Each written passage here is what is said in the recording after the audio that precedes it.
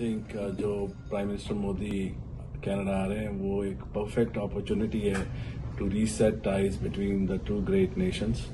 अगर ये अपॉर्चुनिटी सही तरीके से अवेल करी जाए तो दोनों कंट्रीज के बीच बहुत सारी इकोनॉमिक बेनिफिट्स आएंगे लोगों के। और उसके बाद इमिग्रेशन में कनाडा को इमिग्रेशन चाहिए और India is one of the big countries जहां से highest immigration for past few years रही है।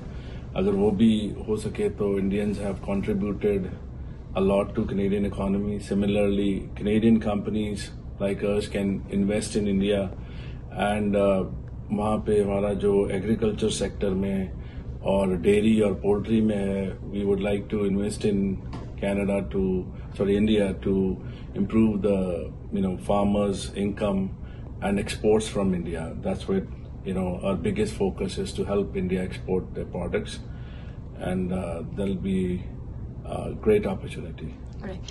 Prime Minister Modi will have a bilateral meeting also with the Canadian Prime Minister.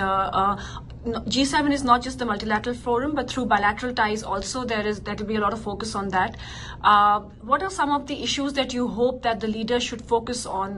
You've been part of the diaspora here. You've contributed to the economic growth of in Canada. Can you share as to what you hope the two countries should focus on to ensure that growth intensifies, there's more people-to-people collaboration? Your thoughts on that? Yeah, Canada needs qualified people. It needs a lot of workers. It needs to build homes. It needs to